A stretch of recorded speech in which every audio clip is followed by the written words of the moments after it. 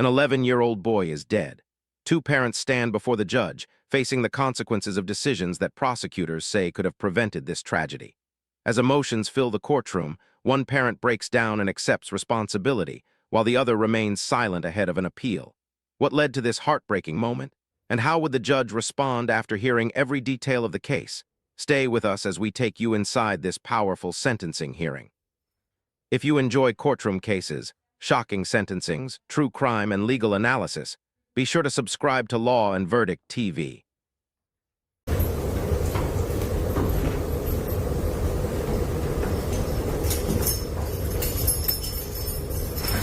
All rise. The Honorable Kevin J. Kelly is resigning. Court's now in session. Good morning. If everyone could please be seated.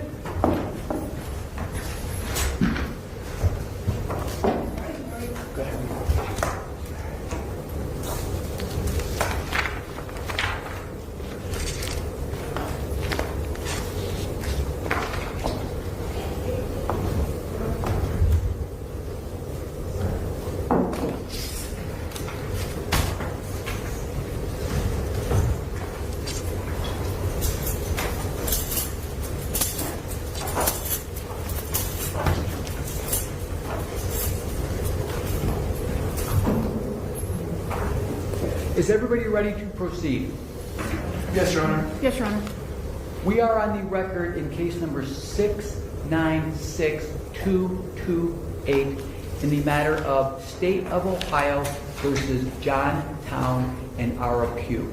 Mr. Town is present in the courtroom today with his attorney, Adam Parker. Ms. Pugh is present in the courtroom with her attorney, Yada Nassif.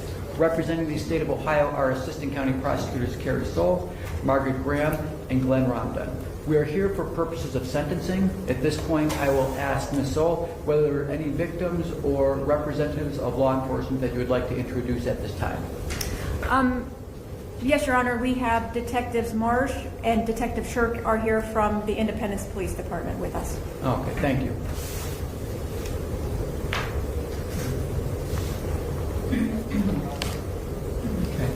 At this time, I ask Mr. Town, is there any reason that we should not proceed with sentencing this morning?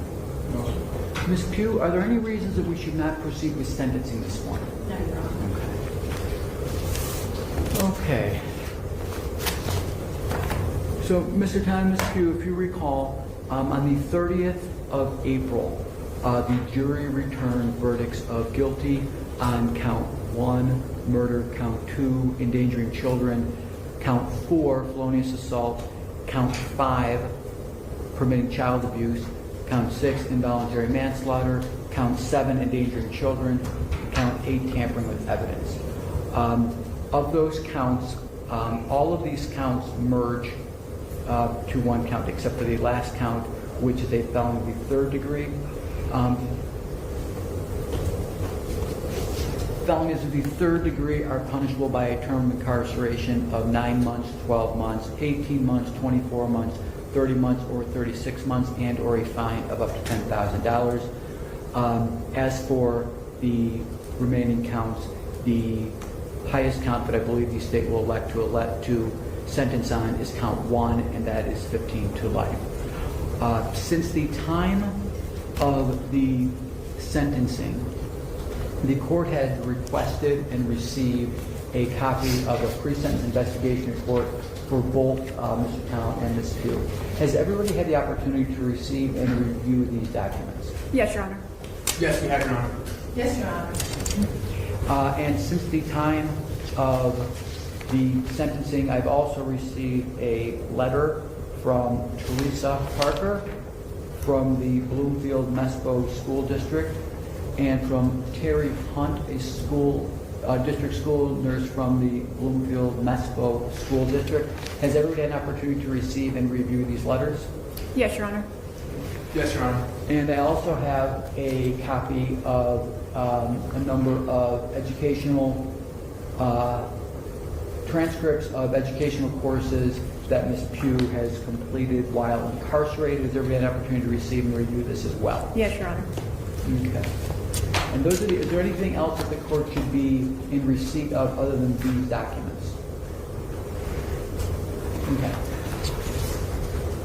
Okay, at this time, then I'm going to recognize the state of Ohio as regards to sentencing. Your Honor, you presided over this case. You heard all of the evidence that was presented on behalf of the state about this tragic yet preventable case. We'd ask that you impose the life sentence with parole eligibility after 15 years and also a sentence for the tampering with evidence. Thank you. Okay, thank you very much. At this time, I'm going to recognize Mr. Parker on behalf of Mr. Town. Thank you, Your Honor. First off, I have advised my client that he shouldn't be making any statements about the facts of the case today in court, given that he does intend to appeal. Count 1, murder. The court has one sentencing option by statute, that is 15 years to life. I believe the parties all agree that the sentences for counts 2 to 7, which merge with count 1, so that really only leaves the court with the only sentencing decision to make is for count 3, whether there's going to be any consecutive time imposed for that tampering with evidence charge. Given the sort of narrow range of sentencing options, I'm not going to belabor the point here. However seriously the court may view count 1, the evidence as to count 8 there, tampering with evidence, was about essentially cleaning up the hotel room where Hunter Town passed away prior to law enforcement arriving. For whatever that's worth, I don't think the facts of that particular charge really call out for any additional sentence to be imposed. I would just mention that Mr. Town has a long work history and he had no prior criminal record before this. So we are asking the court to impose the statutorily required sentence of 15 to life on count 1 with count 8, any time being imposed concurrently, the other counts merging for purposes of sentencing. And we are going to be asking that appellate counsel be appointed for Mr. Town. Okay, thank you. And I'm just going to ask Mr. Town, your attorney has stated that you choose to not speak to preserve all your appellate rights. Is that accurate? Yes, sir, that's correct. Okay, very good. Ms. Nassar, on behalf of Ms. Pugh. May it please the court, Your Honor, this is a tragedy. Hunter's loss is an absolute tragedy, big loss to everybody that have known him, his siblings, his parents, his community, and everybody that has known him. He was only 11. His loss is a pain that will forever be in his mother's heart and his father's heart and his siblings' heart. As I mentioned, this is a tragedy. She wishes she can go back and changes everything. Time cannot go back, unfortunately. I want to speak on behalf of Mrs. Pugh and the effort that she's done since she got into county jail to work on herself as a person, to work on herself, to heal and work on the traumas that she has suffered from as a child growing up. She herself has been a victim of abuse, sexual abuse. She has not had an easy life at all. It's easy to judge her by Hunter's death, but also she is a woman herself. She's a mom of 10 children. She did not have an easy life. She had to move at least 6 states since his birth. They were a poor family that did everything that they can to give to their kids. She gave to her kids whatever she had from what she's known. Actually being in county jail and learning, doing all those courses and working, getting therapy and working on her traumas as well, she learned a lot on how to better herself and improve herself in the future. Unfortunately, the loss of Hunter now means the loss of her other children, and she will have to live with that for the rest of her life. She has no felony record, and she even is a person that didn't learn how to drive until she was 42 years old. So she did not have an easy life in any way, in any means. We do ask the court to take that into account in imposing the sentence. She is facing a 15 to life sentence on the murder count. However, as tampering with the evidence, we ask that any sentence that the court imposes on that count, that the court will not even compare it with the murder. Thank you. Okay, thank you very much. Ms. Nazar, did your client wish to speak, or did she wish to? Yes, Your Honor. She Okay. was- Ms. Pugh.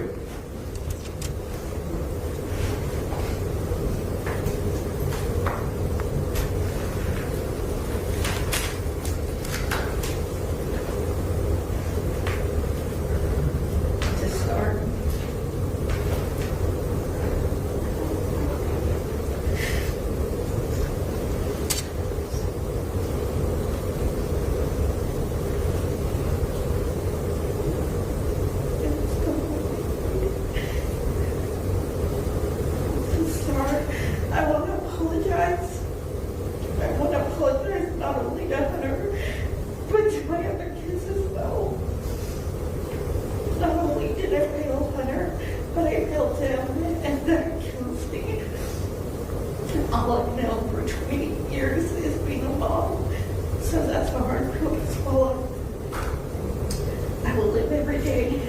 regret, not of what I did, but what I didn't do. In this, I lost everything that mattered to me. I didn't just lose Hunter. Essentially, I lost all my kids. I won't sit here and make excuses for my lack of actions. I should have taken him in. I feel the weight of that cost daily. Not a day goes by that I don't or won't. I pray that one day we can rebuild the relationships lost, and that you'll find it in your hearts to forgive me. I'm truly sorry. I love each one of my kids with everything I have and am, and they are my reason and my pain. Thank you, Ms. Pugh. Before imposing sentence, the court notes for the record it's considered the record, the statements that are made here today. I've considered the PSI for both defendants. I've considered the letters. I've considered the educational information provided to the court. I've considered the purposes and principles of felony sentencing contained in Ohio Revised Code, Section 2929, Sections 11 through 13, and the court will make a sentencing decision that is commensurate with and not demeaning to the seriousness of the conduct and its effect on the victim and consistent with similar offenses committed by similar offenders. All that being said, there's not much I can say at this point. That the tragedy happened, and I'm not going to sit here and browbeat you any further. I'm sure this is something you'll go with the rest of your lives. If there's any positive, your other children that seem very, very intelligent, very like they really love each other, and I don't know what it'll look like, but I just hope that there can be some kind of healing going forward. As to counts 1, 2, 4, 5, 6, and 7, as stated earlier, these merge into count 1, which the state elects to serve. So as to these counts, to Mr. Town, you are sentenced to 15 years to life on these counts. As to count 8, which is tampering with evidence, you're sentenced to time served on that. Ms. Pugh, for the same reasons as to count 1, counts 1, 2, 4, 5, 6, and 7, these merge into count 1. The state elected to sentence on count 1, which is 15 years to life. Count 8, tampering with evidence, you are sentenced to time served. Now,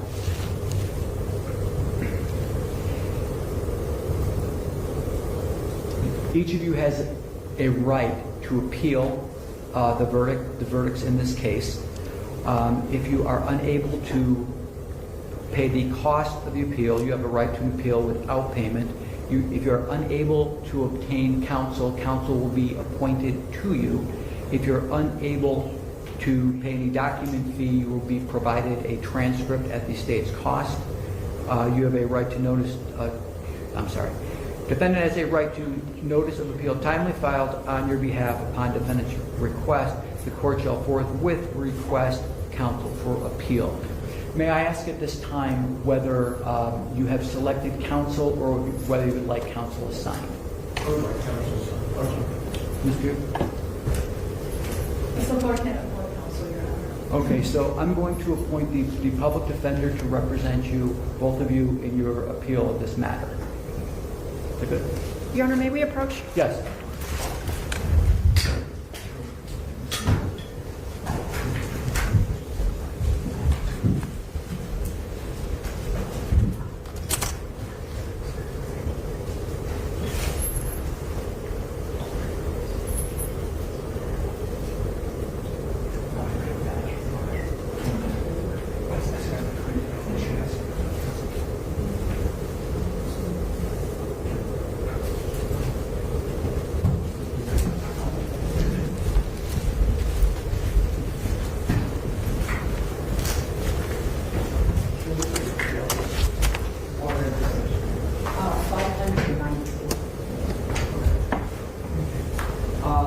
Just for the record, counsel brought to my attention as it relates to count 8 for both defendants, as opposed to time served, the court needs to give a number of months So as to count 8, Mr. Town will be sentenced to 18 months, and will be given credit for time served, and Ms. Pugh will be given 18 months on count 8. As to the appellate counsel, I'm going to assign Ms. Pugh Susan Moran, and I'm going to assign Mr. Town James Holflake. Now, in addition to your appellate rights, upon leaving, if you were to leave the institution, you'd be subject to a period of post-release control. And this would be between 2 and 5 years. Is that accurate? Is 2 and 5 right? Off the record. Isn't 5 mandatory? It's 5 mandatory for the, No, I'm sorry. You're right. is it 2 to 5? yeah. Okay. Okay, so upon leaving the institution, you'd be subject to a mandatory term of post-release control of between 2 and 5 years. Now, during this time, while you're on post-release control, if you were to violate the terms of post-release control, the adult parole authority has the independent authority to return you to the institution for up to 1/2 of the original sentence, and they can do this without a hearing. They have the authority to do it on their own. Further, if you were convicted of or pled to a new felony while on post-release control, the sentencing judge in the subsequent matter can impose an additional consecutive term of 1 year or whatever time remains on post-release control, whichever is greater.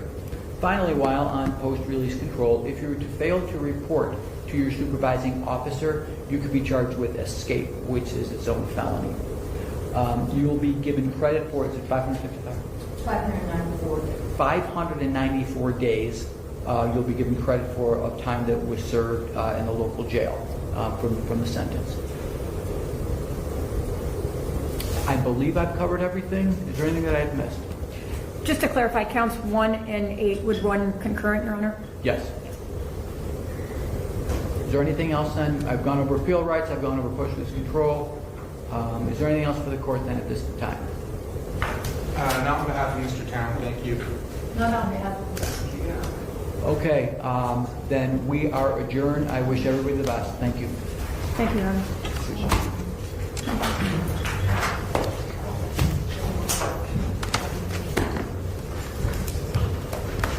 So I haven't signed.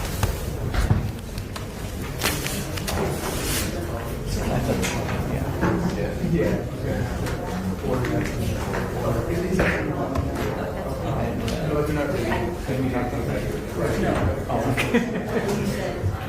Okay. Yeah.